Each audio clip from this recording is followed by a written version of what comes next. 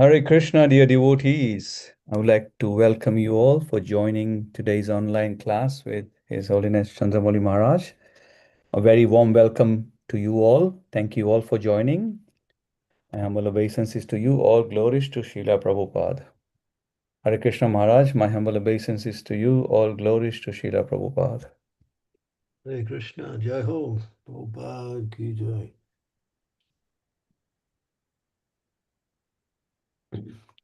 Om Namo Bhagavate Vasudevaya.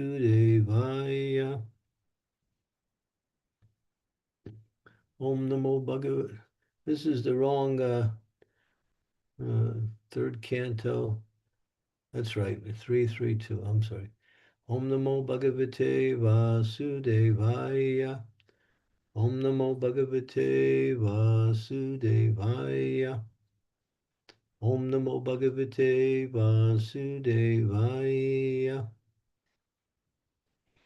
Sandipani Sakrit Proktam Brahmaditya Savistaram Tasmai Pradam Param Bhutram Ritam Pancha Janodarat.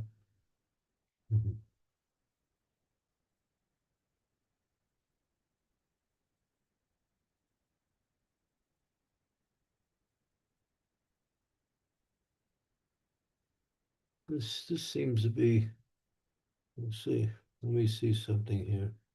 332. Oh, okay. Yeah. The learned Lord learned all the Vedas with their different branches simply by hearing them once from his teacher, Sandipani Muni, whom he awarded by bringing back his dead son from the region of Yamaloka. Purport: no one but the Supreme Lord can become well versed in all branches of Vedic wisdom simply by hearing once from his teacher.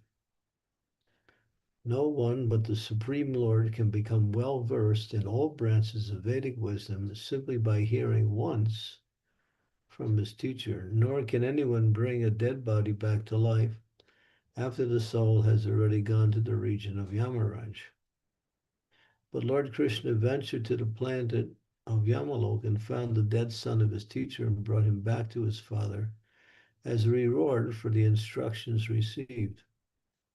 The Lord is constitutional, well versed in all Vedas, and yet to teach by example that everyone must go to learn the Vedas from the authorized teacher and must satisfy the teacher by service and reward. He himself adopted this system.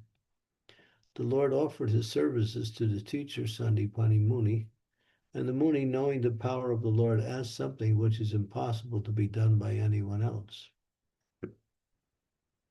The teacher asked that his beloved son who had died be brought back to him, and the Lord fulfilled the request. The Lord is not therefore an ingrate to anyone who renders him some service, some sort of service. The devotees of the Lord who always engage in loving service are never to be disappointed in the progressive march of devotional service. Is there any more? I can't see.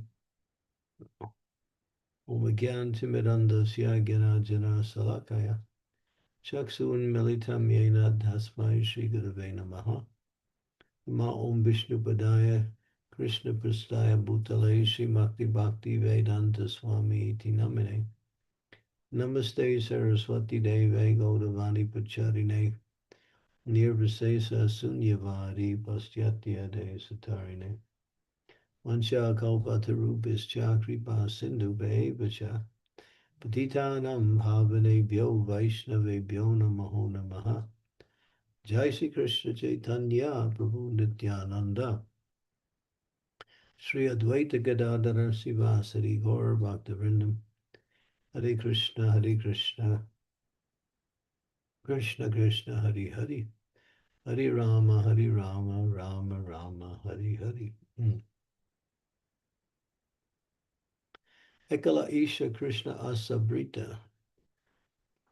The Lord is the most superior. Everyone is below him. He is above everyone. And he is to be served. But the Lord is so grateful that although he needs nothing from anyone, still he accepts their service for their benefit, and then he rewards them for their service. How does he reward them? He gives them transcendental knowledge. He helps them to become detached from material activities, and he brings them closer to him in devotion. But not only that, he even does things beyond that just to show his gratitude to his devotees. Here, his teacher, Sandipani Muni. Sandipani Muni ashram is in the area of Ujjain. We were just there recently. And you can see it's a very huge ashram. And people come from everywhere every day to visit this ashram. And on the wall of the ashram, there is these pictures of Krishna learning different arts. Him and yeah, he learned 64 arts from Sandipani Muni, and this is all displayed in picture form in a progressive way on the one of the buildings in the ashram. It's a wonderful place. Those who go to Ujjain should definitely visit that place, and you can see where Krishna, you know, performed his pastime as being a student. And here he's showing from the position of a student. He's never a student. He is the supreme teacher. Just like when he received initiation from Keshava Bharti,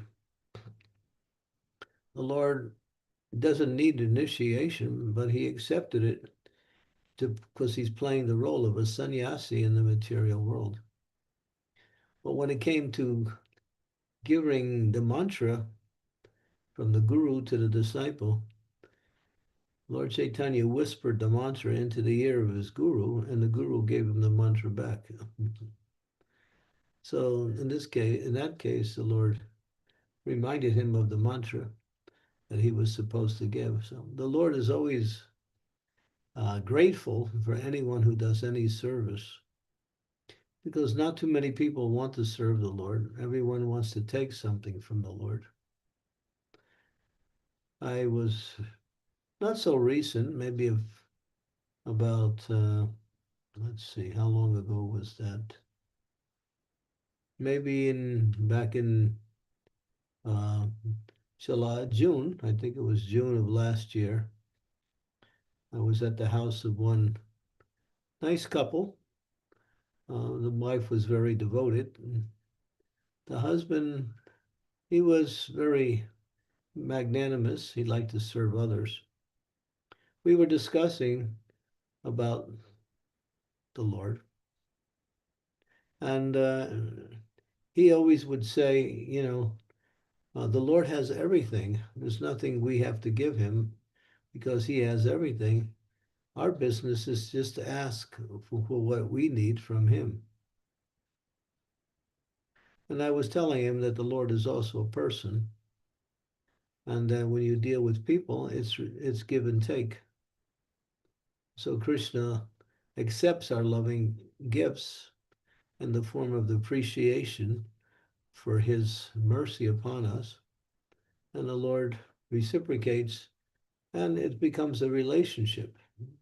One is giving, one is taking, the other is giving, the other is taking. So in that way, Krishna, he's not needy, but still he likes to exchange loving relationships with his devotees. So this gentleman, very nice man, kept insisting that we don't have to give anything to the Lord because he has anything. All we have to do is ask for him. And I was trying to explain that Krishna is a person. He has feelings, he has emotions. And so when you give him something, he's grateful, he's happy. He's always happy, but he's grateful for our reciprocation. And then he likes to reciprocate more. As Prabhupada would speak to us about that, he would say, what can you give with two hands that Krishna is holding it with 10? And what can you receive with two hands that Krishna is giving you with 10? So Krishna is always giving us more than we could even possibly imagine, nor can we give to him. What can we give to him? We can give him our life in the form of service to him. And that is for our benefit also. He needs nothing, but he's a person. And when we show affection, love, and attention to the Lord, he's happy and he reciprocates in a way of a, and when you do that with ordinary persons, the same thing will happen, of course. So Krishna, yeah, he likes to exchange love with his devotees. And it says here, he's never ingrate. That means he's never, whatever you do, he shows his appreciation and renders some reciprocation one way to another. Therefore, the Lord, as Prabhupada said, the Lord devotees are never disappointed in loving service to the Lord. And they're always making progress back home, back to Godhead. So this is Krishna. He likes to serve his devotees. He becomes Lord Chaitanya so he could be in a constant mood of serving. He takes on the role of his internal energy, Srimati Radharani, and from her perspective and her bhakti, he serves himself in different manifestations of himself, such as Lord Jagannath, for instance, Lord Krishna also. So that's Krishna. He has the same qualities that we have in the sense that we like to worship. He also likes to worship, but there's no one for him to worship except himself. So in order to worship, he takes the role of his devotee so he can worship himself in the position of his devotee. And he likes that. And it's and there's nothing that we can give him that will make him, what we say, more full, more happy, more complete. He's already full in himself. He's Atmarana, Atmarama, he's self-contained. He enjoys within himself. And he controls everything. He gives everything. Prabhupada said, he could give you the whole world, but are you qualified? He could give you the whole world, but what would you do with it? You wouldn't know what to do with it. In other words, Krishna likes to reciprocate his devotion. When Krishna was a little boy, just a young boy, he was living in Vrindavan. He must have been about 3 or 4 years old. So there was a fruit sales lady. She had a basket full of fruit, and she was out there vending her fruit. Krishna saw her, so he grabbed a handful of rice, and he wanted to trade the rice for some fruit. But as he was running, he was dropping all of the rice, and he hardly had anything left. But when the vendor, she was a lady, she saw him, she became so happy just seeing the Lord. She became overwhelmed with devotion, just seeing his beautiful transcendental baby form, that she emptied out her basket and gave him everything. And she just wanted to give more, but there was nothing left. And Krishna was trying to hold all the fruit and he was dropping it. And so after a while, she left. But then as she was walking, still had her basket. She noticed the whole basket turned into jewels. And her whole basket was filled with precious jewels. Krishna reciprocated by giving her wealth beyond her imagination. So this is Krishna. He's very grateful and he always reciprocates his devotee.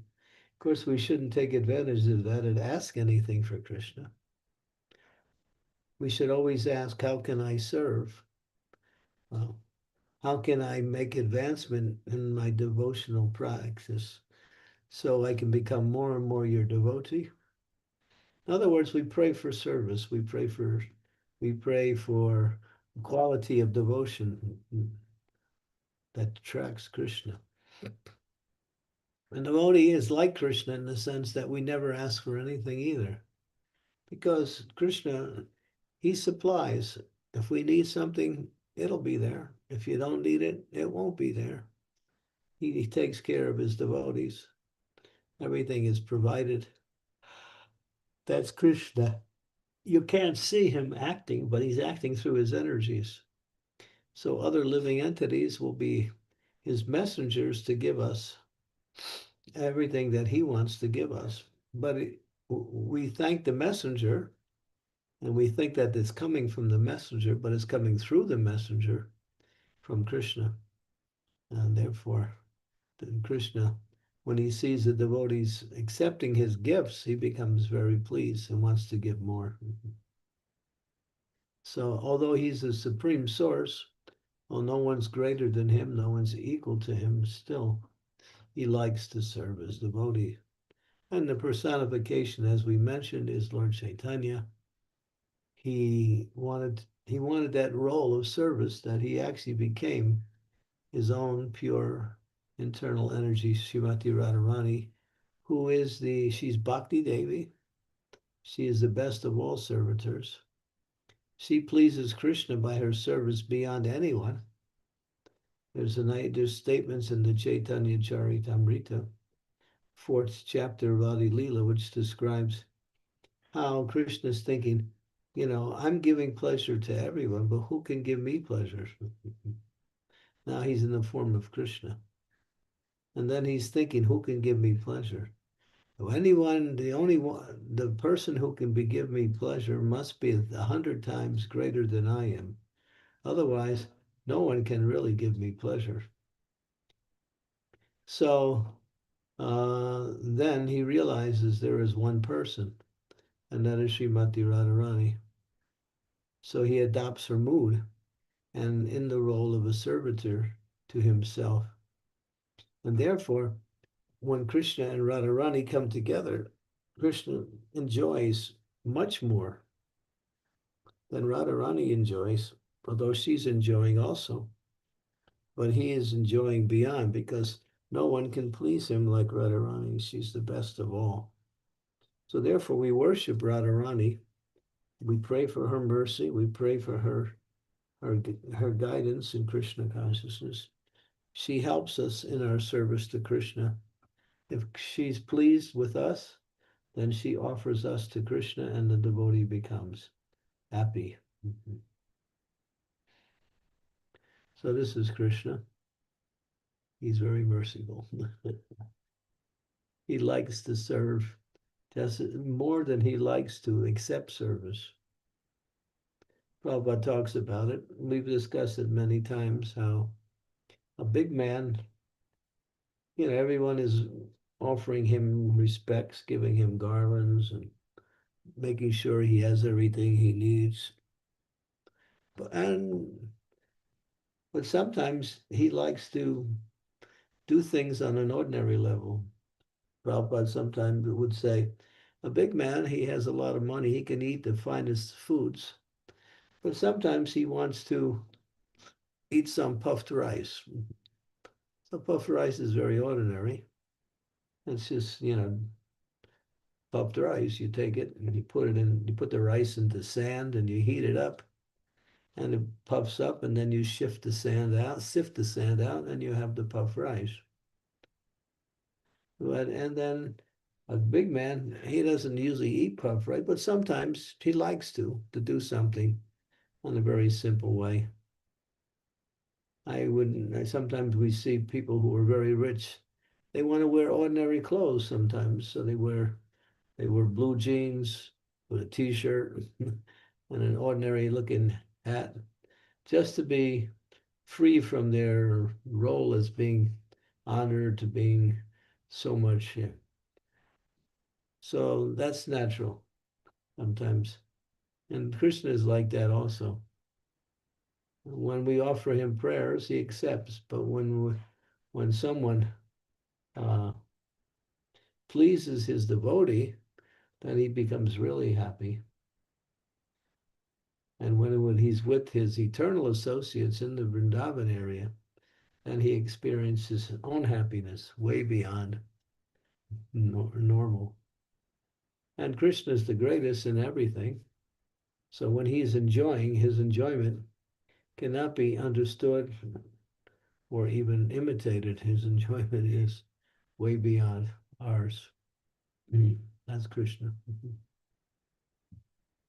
And here, uh, Krishna, he acts like an ordinary person. He goes to school, he learns the Vedic knowledge from the different Vedic branches. And then his teacher says, this is the custom in India where the students would go to the class and the teacher would give the subject matter, and the students would go home, and then at different occasions they would bring gifts to the teacher. And the teacher would never teach for money in our present Western so-called civilization. Everyone is after money, money, money, money. No, nobody does anything free. It's all about money. So then in today's world, the teachers, they charge money. They make it an occupation.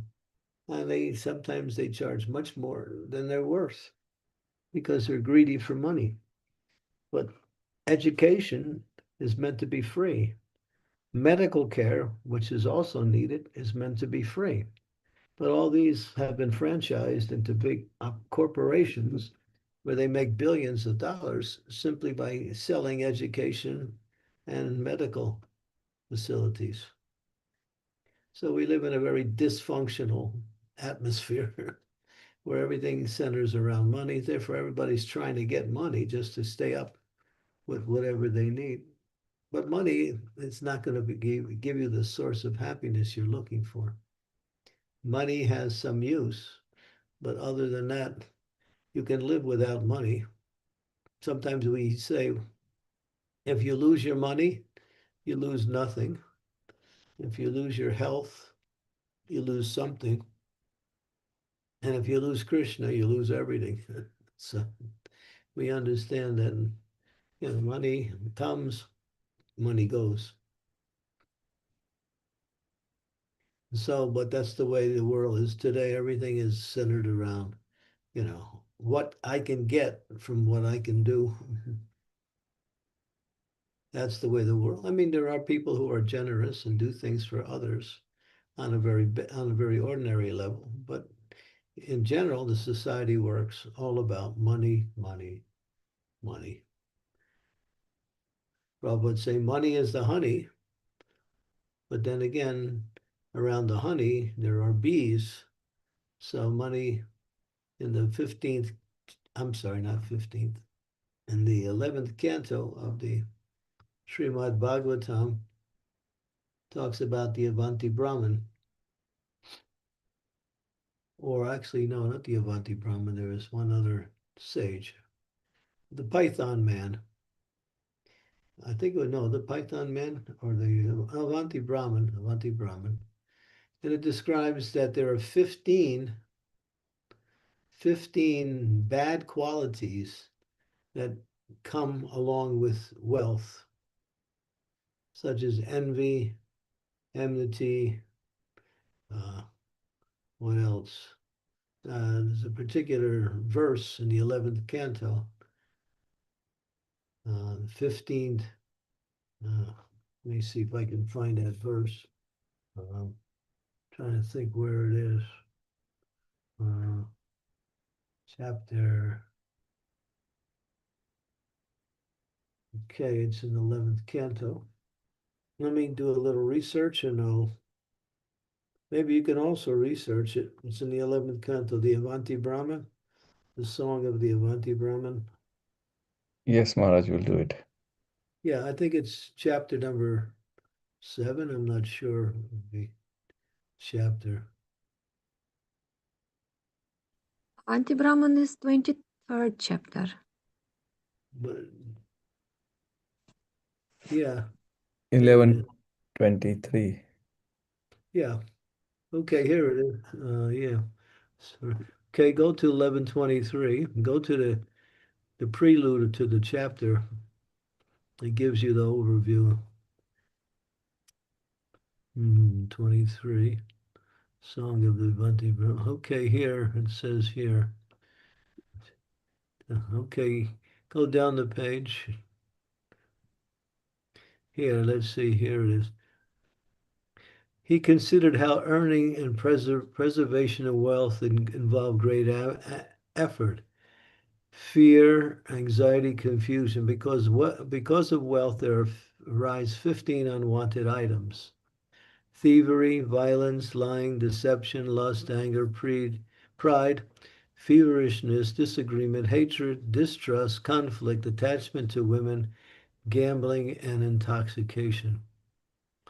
Now, this is when one becomes greedy for wealth, this follows automatically. So these are what we say, the anarthas, or the bad qualities that come with being greedy for wealth. Earning and preservation of wealth. Wealth can be used, and should be used. But when there's people who just keep collecting money, they want to get more and more money. It's almost like an intoxication. Get more, get more, get more.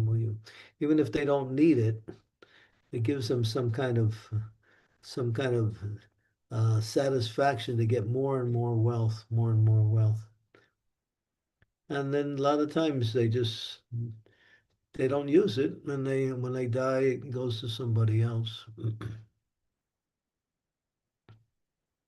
So these are the things that come. Distrust, disagreement comes. Yeah. Gambling, intoxication. All of these are bad qualities that come by preservation of wealth. If you have wealth and you use it, that's one thing. Use it for the service of the Lord. Use it to benefit others. Okay, so Krishna is very grateful.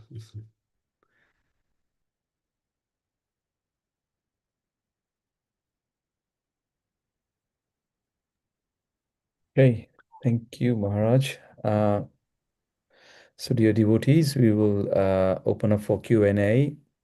You can ask your question by raising a hand. Alternatively, if you're not able to do so, you can post it in the chat window, and I will relay it on your behalf. Also, a kind request: if you can turn all your cameras, that will make the session more interactive, personal, and lively. Thank you.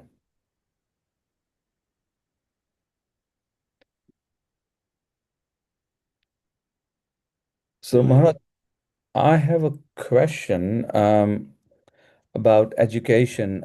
So I've heard many times that the knowledge, cannot be sold, in the sense that in the Vedic times, there wasn't, you pay money to get education. But how about spiritual education? Can you sell spiritual education? Because we see so many courses that we advertised within our ISKCON organization. We're going to pay for it. No, you can't. Whoever's doing it is going against the grain. It's always given as a service. It shouldn't be sold. No. No. Prabhupada never did that. The only time he ever asked for money, and any time he said, when outside groups want to invite devotees to do kirtan outside, he said we should charge for that.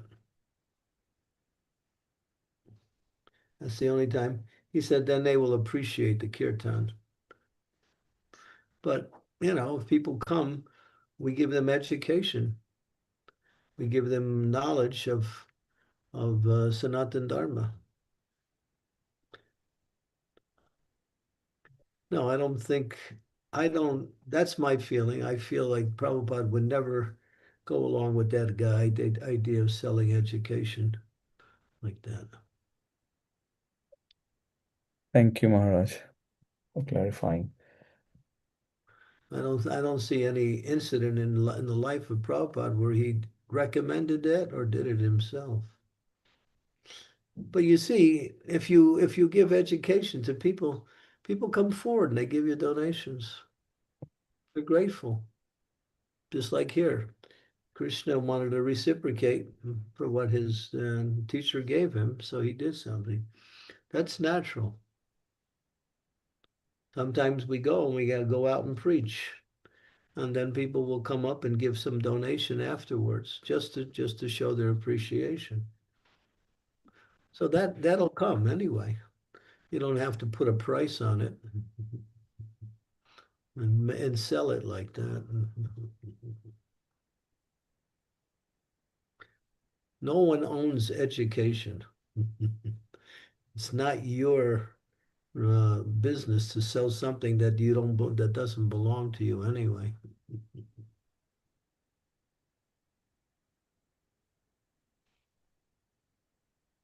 Thank you, Maharaj. You made a powerful statement. You can't sell which doesn't belong to you. Yeah, it doesn't. The knowledge is coming from Krishna through the great souls who distribute it freely for everyone who can accept it.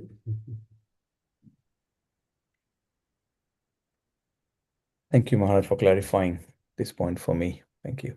Okay. Yeah, if we sell books because we need the money to print more books so we can keep selling books.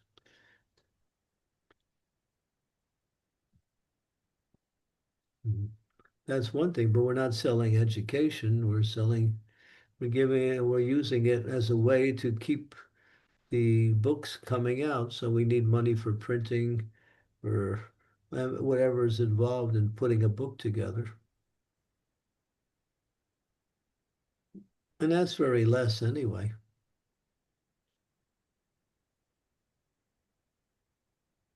Yes, Maharaj. Devi Mataji, you can go next. Thank you, Dinanath. Dear Guru Maharaj, please accept my humble obeisances. All glories to Srila Prabhupada. Guru Maharaj, as you were speaking, I was thinking about how there are so many courses being advertised and promoted, do Bhakti Shastri or do Bhakti Vaibhav there and do this and do that and like that. And of course, this is necessary because we all have to progress in our spiritual life. But they do charge for these. And I think some of them are very nominal just to cover maybe printing material costs or transportation costs or something, and some charge quite a bit like that. So is it that those who charge just nominal to cover basic maybe running costs, would that be allowed, you think, or even that shouldn't be charged? I don't even think that should be charged because Prabhupada said if you preach, money will come. If we're preaching, money will automatically come. He says, just as the shadow follows the person, money will automatically follow when there's preaching. But a lot of times we just don't preach. We just preach in the form of selling education. Every temple should have preaching programs where devotees go out and preach.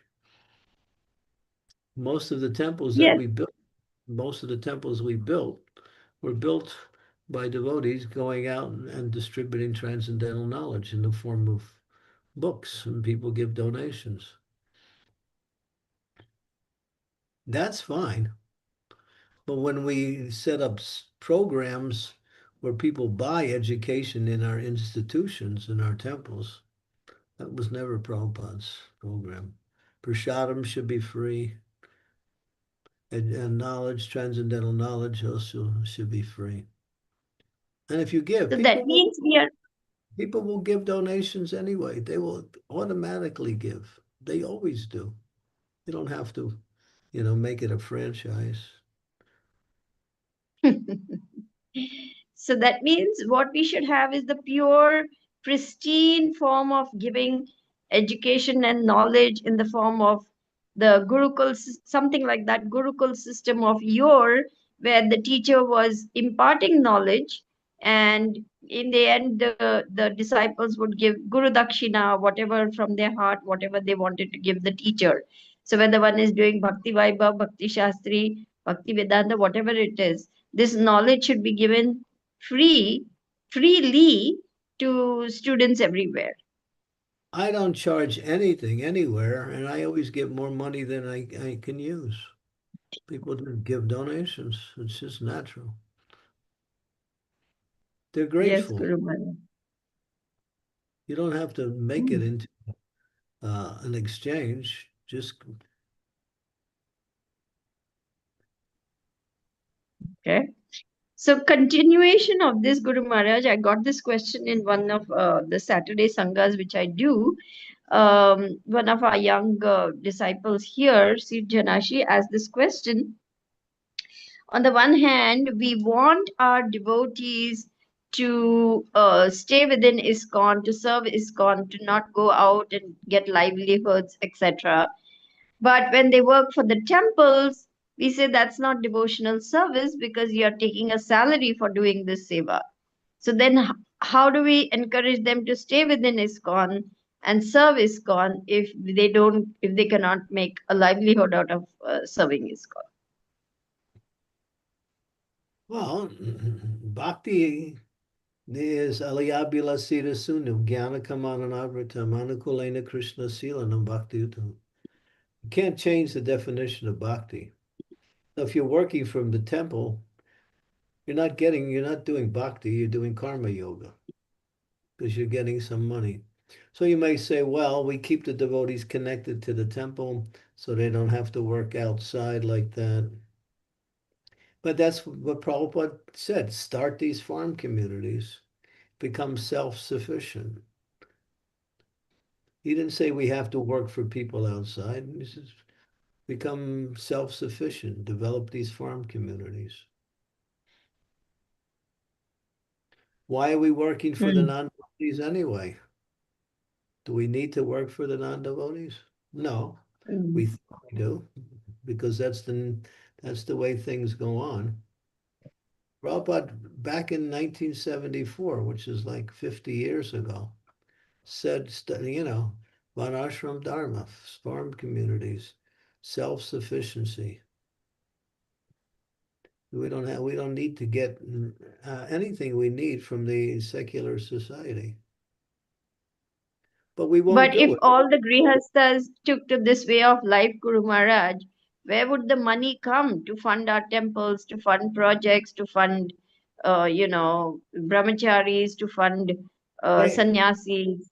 just told you, if you preach, money will come. Come on. You don't believe that, do you? No, I do believe it because I don't know how my USA trip could have happened. But for that, Guru Maharaj, I didn't know how it was going to happen.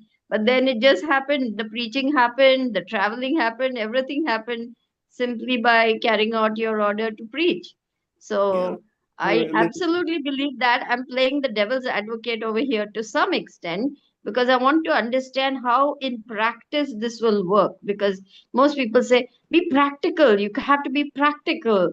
And I keep saying, well, practical means following Prabhupada, and then I'm labeled a fanatic. well, the point is, just like brahmacharis, they don't have any money. That's the principle. So if they need to go to India, they go around to the grihastas and they beg some dakshin, and then they get enough money to go to India. So you can do the same thing. You're single when you were in your previous situation, you want to go somewhere to do some service, you go to the devotees, can you give me some money? Devotees always give money. Those who work outside will have the money to give, like that. Maharaj, I'm just going to, sorry to interject. We're doing patchwork for a system that we've developed in order to survive in this so-called materialistic society. That's what we're doing. We're not doing exactly what Prabhupada wanted us to do.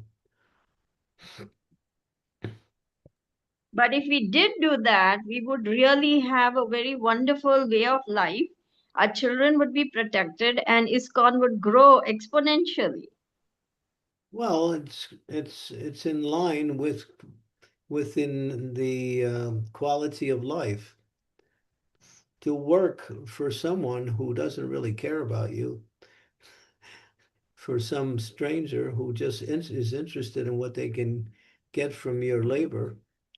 Listen to Prabhupada. I mean, go to the nobody listens to Prabhupada. We don't, therefore we ask these questions because we don't listen to Prabhupada, we don't read his books. Then we come up with all of these patchwork ideas and saying, well, this is the most practical. Yeah, for instance, write this down. January 31st, 1973, morning walk conversation, London. Prabhupada talks about, equity. What is real wealth? He talks about what is real wealth. We don't want to do it. We don't want to change. But if the society collapses, then what are you going to do?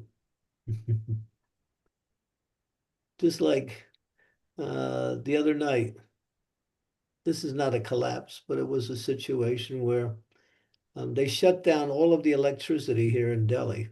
The whole area was closed down for 3 hours. So there was no electricity, and they did it between 1 o'clock in the morning and 4 o'clock in the morning because they had to do some work. So they shut down the electricity. So during that time, nobody had any electricity. So do we have control over the electricity? No. Even if you pay your bill, it doesn't mean you're going to get electricity. If the grid goes out, you're gone. Now people are going to solar panels and finding that more in the long run, more what we say natural. India is moving towards solar panels in a big way now because there's a lot of sunshine in India. And electricity pollutes the environment anyway. So, Maharaj, I'm just going to make a small request. Is it possible for you to tilt the screen so we can see your full face? Thank you, Maharaj. you might not want to see me, I'm growling, Thank you. We love it when you growl, Guru Maharaj. Please growl more. Thank you so much. Some people don't like my growling. Akarshini Radha, are you there? Oh, there you are. There you Hare go. Krishna Guru Maharaj, please have my humble obeisances or Goshala Prabhupada. Manisha. No, My question is yeah. on the same topic as well. So we also do we at the moment we're doing the Bhagavad Gita course, and we advertise that it's for this much, but then on the website you can put as much donation as you like. So it's not a compulsory fee, and it doesn't go to the speaker, it goes to the BYC. Is that still Goes wrong? To the Bhakti Yoga Center. Yeah, that's nice. But they're giving donations. It's not a price, right? Yeah, so it's kind of advertised as a price. So it's not until maybe they don't know that it's not compulsory, but you don't actually have to pay. It's not advertised Sometimes as a donation. they sell. Yeah, it should be advertised as a donation. Sometimes I sell my books and I say that the book costs this much, but if you don't have it, just give a donation, give whatever you can. Okay. If you can't give anything, at least take a book.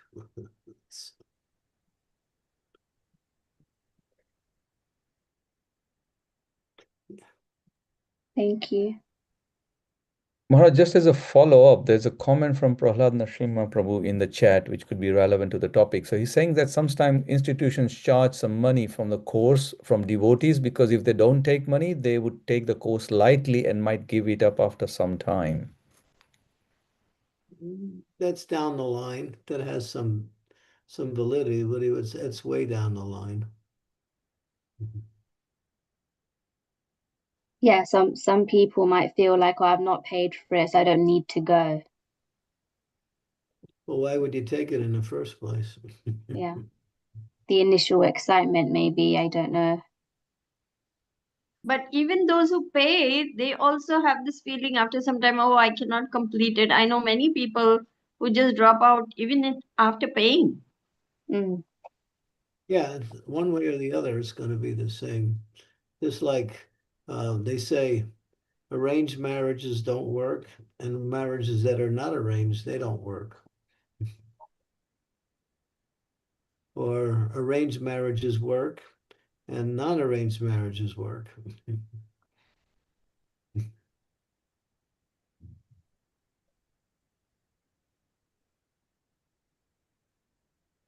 So it comes down to the individual again.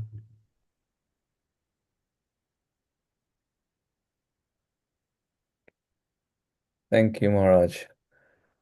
Okay. But you know, I mean, everybody who receives something that is beneficial to them, they want to do something. They want to reciprocate. It's just natural. It's a human quality. And they usually give a donation or they do something to show their appreciation. Krishna showed his appreciation by fulfilling the request of his teacher. He was teaching by example also.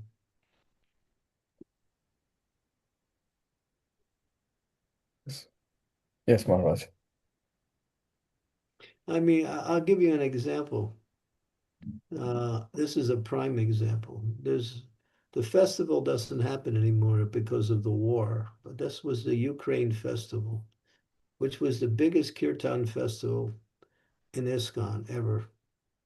I went there from 2009 to 2000, I think, I can't remember, 18 or 19 was my last year. And we're getting between 8,000 and 8,000, and one year they got 14,000 people come. Now, everything's free. Everything's free. Prasadam is free, accommodations are free, everything is free. And every year they come out ahead because people just appreciate and they give some donation. I would give classes, and people would give me money for the classes, and I would take all the money and give it to the organizers because they just work so hard to put this festival together. They don't ask any money, and still they never come out of a loss. I've seen it every year. The teachers give their donations to the place. The students, the people who come, they want to reciprocate. It's such a nice mood. And so it goes on like that. You don't have to sell. People will give anyway. And some people won't give, and some people will give 3 times as much. So you never lose. It's like that.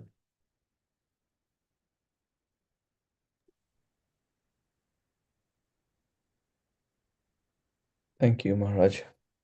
Manisha Mataji, you have a question? Please go ahead. Thank you, Prabhuji. Hare Krishna Maharaj, please accept my humble obeisances. All glories to Srila Prabhupada and you. Thank you so much, Maharaj, for such a nice lecture.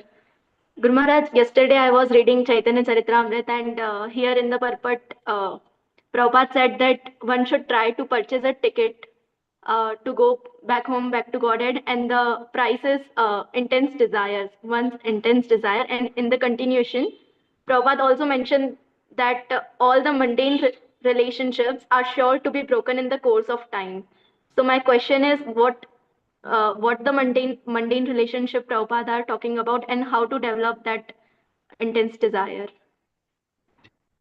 Yeah, Monday, he's talking about you're going to have to give up your relationships to everyone and anything in this material world. So in due course of time, always going to be broken anyway. So why live for the mundane relationships? Go back home, back to Godhead, and establish eternal relationships. You can't keep anything in this world. It's the way the world works. Whatever you have will be gone in time, in due course of time. That's what Prabhupada said. Even the body you have will be gone in due course of time. That's inevitable. So what Prabhupada said is, if you want something that is actually lasting and satisfying, then you have to come to the spiritual platform.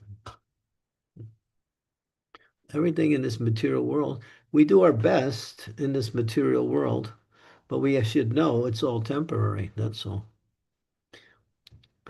Therefore, if you want happiness in this world, make your relationship with Krishna, and you'll be happy in this world also, because everything is connected with Krishna anyway.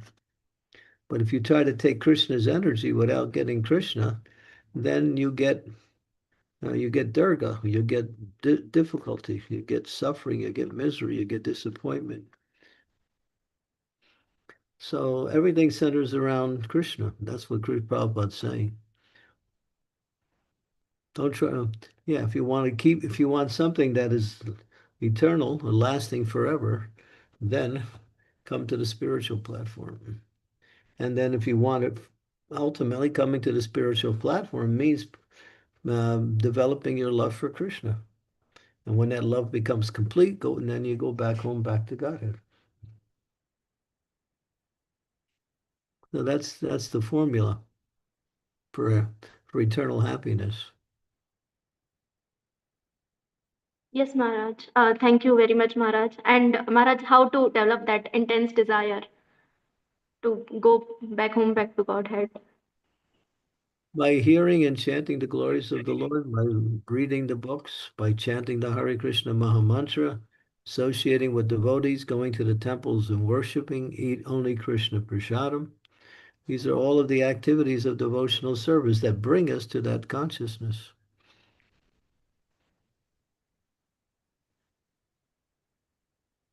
It's all there. The formula is there. The practice is there. And Lord Chaitanya is very kind. He makes it easy.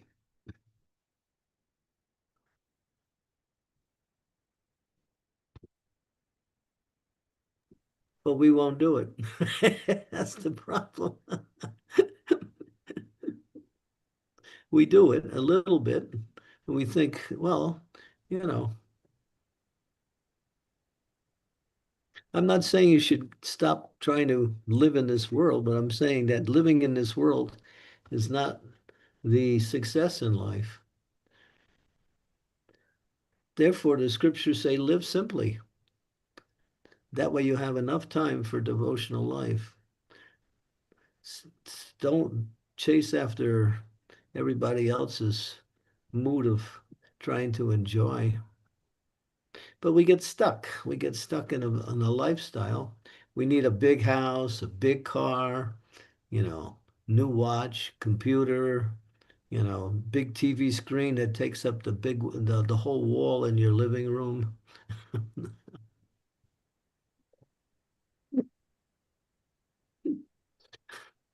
What else do we need, you know? Wall-to-wall carpets that get dirty and collect bugs. So a big driveway, four-car garage, although we only have one car.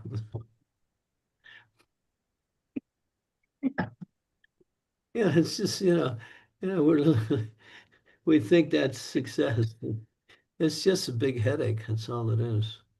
When Lord Chaitanya was trying to benedict Golovech's Sridhar for his devotion to the Lord wanted to give him anything. He said, Kolovech, take some blessing from me. Ask anything you want. He was living very poorly. He would chant the holy names and sell his banana plates, banana cups, banana leaves, and he was happy. And then Lord Chaitanya revealed himself as the Lord. Sridhar saw that, and the Lord wanted to just give him so much. He said, ask anything. He said, I'm happy. I don't want anything. He said, come on, take something from me. Do you want to, I can give you an island. I can give you a planet. I can give you a wife that is, like an apsara, anything. And he said, he said to the Lord, I'm happy. Why do you want to make my life miserable? He saw these things as just a big burden. Of course, we can't live like Shkolovich Sridhar, and we're not recommending you do. But what I'm saying is that where's the happiness that we're looking for? It's found in our relationship with Krishna and in our relationship with other living beings.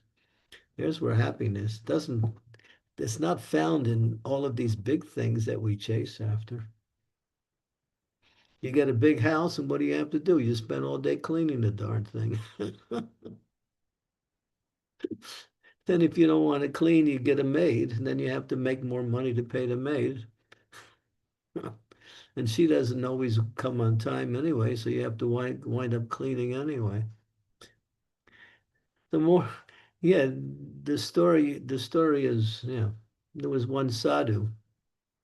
He was living on the bank of the river, and he had only two possessions. He had two kopans, two pairs of underwear.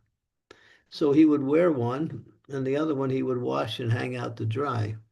But when that was one was drying, a mouse would come and chew on his kopan. So he was thinking, this is not good, because I need both kopans. So he was thinking what to do. So someone said, well, get a cat and keep the mouse away. So he got a cat. And the cat was keeping the mouse away. But then the cat wanted some milk. Meow, meow, feed me. So he had to get milk for the cat. So then somebody told him, well, you need a cow because you need milk for you. The cows give milk. So he got a cow and he was milking the cow and feeding the cat so the cat could keep away the mouse. So he'd have two nice pairs of underwear. And then after some time, he was thinking, boy, I'm spending so much time milking the cow, I can't do my bhajan. So somebody said, well, get somebody to take care of the cow. So he decided to get a wife. So he got a wife, and she was milking the cow and bringing the milk to the cat, and the cat was keeping the mouse away, and he was doing his bhajan. But then his wife said, I can't live like this. I need a house. So now he had to go out and get a job to get a house. So he didn't have any time for his bhajan. And then after a while, then he had a house, he had a wife, he had a cow, he had a cat, only just to keep his other pair of underwear from being chewed on by the mouse. So then he thought, forget all this. He went back to this thing and he just survived on one pair of copans. So one material thing leads to another, leads to another, leads to another. Pretty soon you have no time for Krishna. It's like that. So the formula is simple, live simply. Live in community with other devotees, share resources. You can still live nicely when you live in community, when you have so many families together, working together, serving together, worshiping together, supplying each other's needs, taking care of children. All of that could be done in community. But we live in these little boxes called an apartment where there's no air and you're 5,000 feet above sea level, you're touching the sky and you're thinking you really made it in life. You look out the window and all you see is clouds. You can't breathe. Well, you can breathe, but you're just stuck. It's like being in jail almost. These big rice, was it rice how they goes it rising apartment. High rise, Guru Maharaj. High rise apartment, but you're not high rising, you're just rising, but not high, you're not going anywhere. So the Western civilization will destroy all the good qualities of the living entity if we buy into it. So, but you can live simply and you can also live nicely if you live in community and take care of your own needs in a communal way. And that was Prabhupada's plan. This is the way people lived years ago. This phenomena of Western civilization is only within the 350, 400 years. That's all. Not, at most 400 years, not even. Started in the end of the 1700s, mostly. 350 years. Yes, Guru Maharaj. Thank you so much, Guru Maharaj, for understanding this concept very easily. Thank you so much. Yeah. So back to the point, yeah. Go back home, back to Godhead, because everything else in this world will be gone anyway.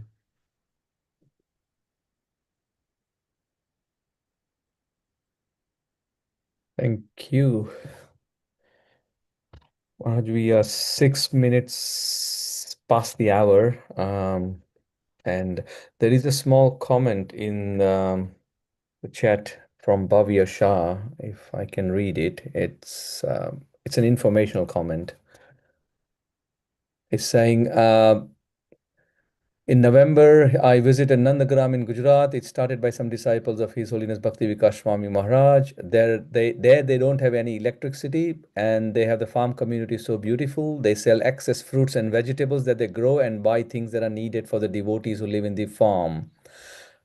So money won't be an issue if you have Vaishyas, which is the third varna of the ashram. So Yeah, that's a nice example. He's doing it. He has a farm in Tennessee also. He's just started that whole project now. Exactly what Prabhupada wanted. He's trying to do that. Simple living, cows, run ashram, agriculture. But you don't have to, you can still have modern amenities, but don't become dependent. Just like I was talking to one devotee, he's sitting next to me now, talking about methane gas, how they have a whole system for taking cow dung and turning it into heating fuel for cooking, for heating. What else do they use it for? For car, for vehicles. You can actually run cars on methane gas. He says one of his teachers has a car that runs on methane gas. But they don't manufacture those cars because, the market is taken up by those who control the fossil fuels and they want to sell fossil fuels, drill into the earth and exploit and run into other countries to take over other countries so they can get the oil reserves.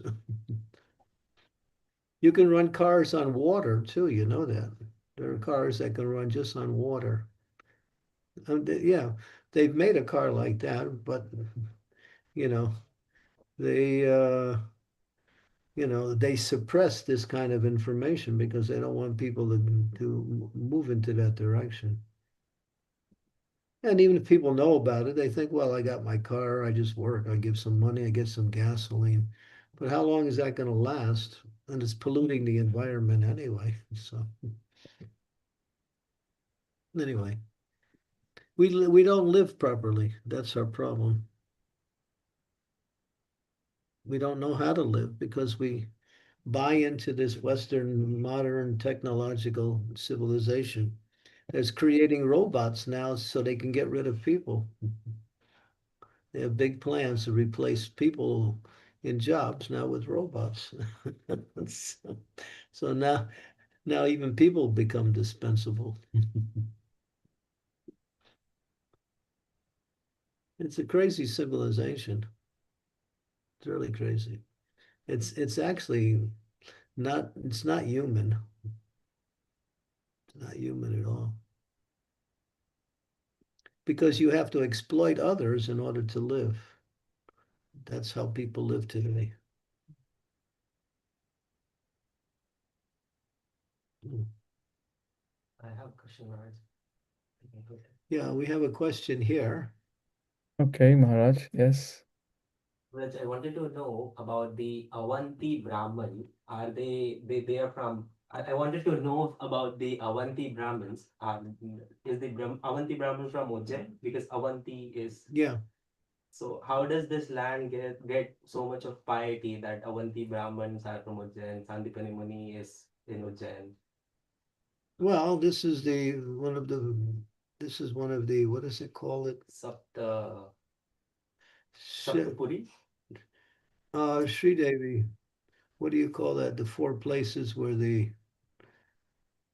Mohini Murti, when the churning of the milk ocean and the drops of nectar landed in four places, right?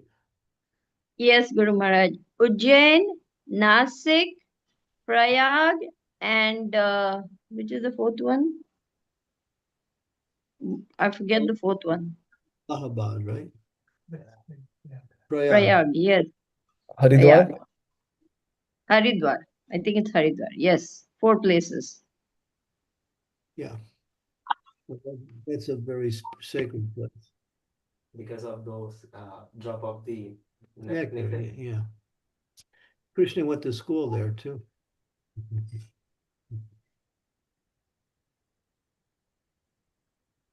A follow-up question, Maharaj. Sandipani, Krishna revived Sandipani Muni's son.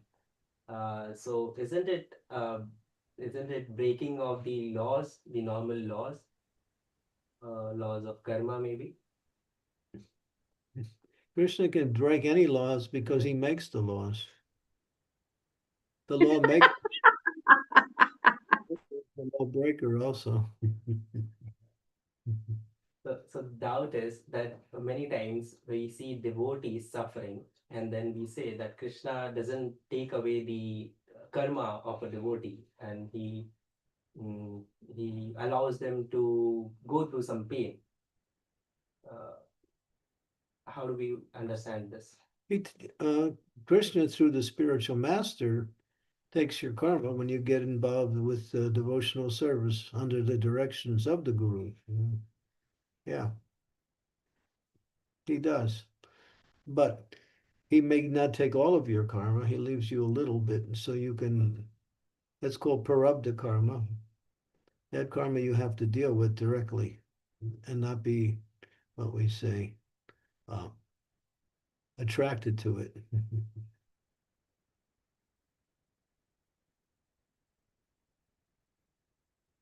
When you take initiation, most of your karma is burnt up.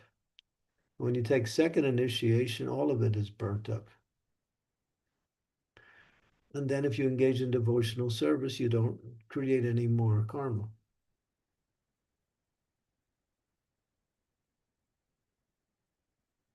So then whatever you do is for your spiritual benefit. But if you still have your choice, if you go back and act materially, you won't get karma, but you'll get some reactions for breaking the principles of devotional service. In other words, if you go back to material life and try to enjoy again, you'll get slapped by Krishna through the material energy just as a wake-up call. But then if you're determined to stay in that, and then you start your material life all over again. So for a devotee, there's no karma. There's just some reaction if they act wrong. That's all.